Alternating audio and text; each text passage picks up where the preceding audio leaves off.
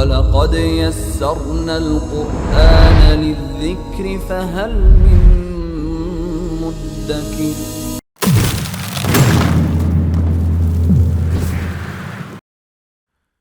85వ సూరా అల్ బురూజ్.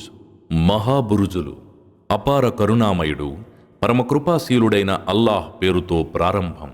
బురుజులు గల ఆకాశం సాక్షిగా, వాగ్దానం చేయబడి ఉన్న రోజు సాక్షిగా, సాక్ష్యదినం సమావేశమైన వారి సాక్షిగా, సమావేశమైన చోటు సాక్షిగా.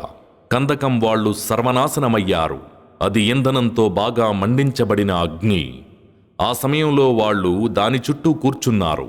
తాము విశ్వాసుల పట్ల చేస్తున్న దాన్ని తమాషాగా తిలకిస్తూ ఉన్నారు.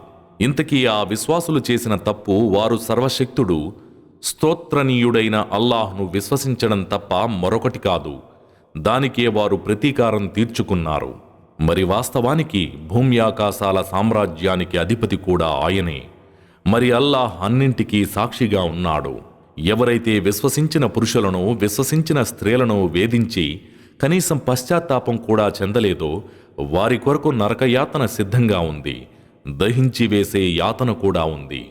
అయితే విశ్వసించి సత్కార్యాలు చేసేవారి కోసం క్రింద కాలువలు ప్రవహించే తోటలు ఉన్నాయి. ఇదే గొప్ప విజయం. నిశ్చయంగా నీ ప్రభువు పట్టు చాలా కఠినమైనది. ఆయనే తొలిసారి పుట్టిస్తున్నాడు, మలిసారి ప్రభవింపజేసేవాడు కూడా ఆయనే. ఆయనే అపారంగా క్షమించేవాడు, అమితంగా ప్రేమించేవాడు. పీఠాధిపతి ఘనత గలవాడు, తలచుకున్న దాన్ని చేసి తీరేవాడు. సైనిక దళాల సంగతిగాని నీకు చేరిందా? అనగా ఫిరౌను మరియు సమూదు దళాలు.